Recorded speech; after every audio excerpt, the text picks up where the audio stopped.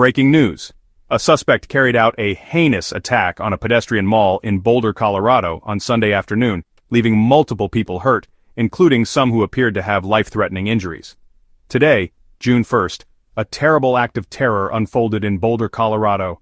It was around 1:30 in the afternoon at the bustling intersection of 13th Street and Pearl Street.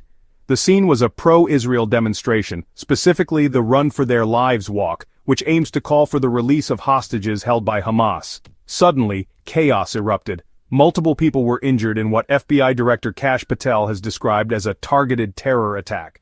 Thank you everyone for coming this evening. My name is Deanna Wall. I'm the Public Information Officer for the Boulder Police Department. We are in the very, very early stages of this active investigation, and Chief Stephen Redfern is going to speak to you about what happened this afternoon. Chief. Hold on, Steve. Good afternoon, everyone. As Dion said, my name is Stephen Redfern. I serve as the police chief here in Boulder, Colorado. Today I'm here to give you very preliminary information about an attack that occurred here in downtown Boulder at about 1:26 p.m. today. At that time, Boulder dispatch received several calls to the county courthouse located at 1325 Pearl Street here in Boulder. The initial callers indicated that there was a man with a weapon and that people were being set on fire. The initial response by our officers, we were on scene very quickly. When we arrived, we encountered multiple victims that were injured with injuries consistent with burns and other injuries.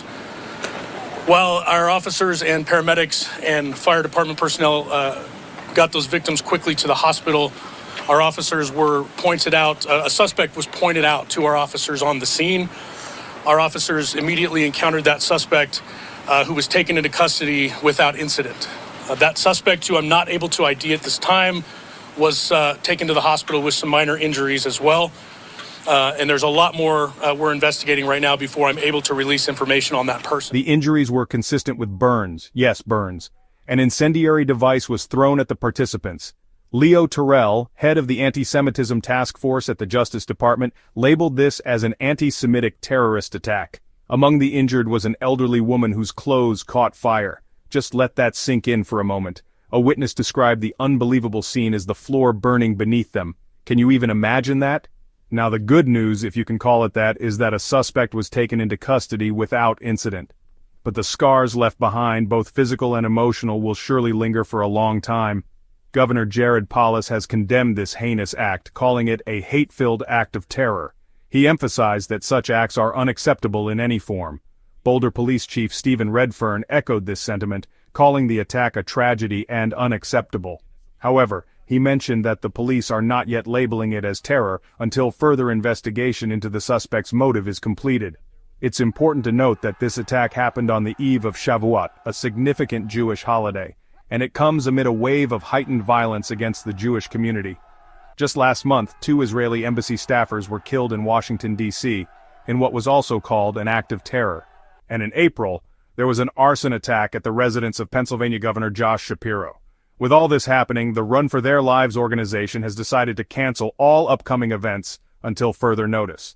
This is a significant blow to their mission, but safety comes first. As of now, the FBI and local law enforcement are thoroughly investigating this incident. President Donald Trump has been briefed on the situation, and the area around Pearl Street Mall has been evacuated and deemed unsafe. Folks, it's a dark time, but we need to stand together against hatred and violence. My thoughts go out to the victims and their families.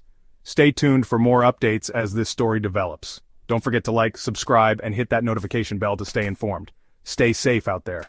This is Streamline News, signing off.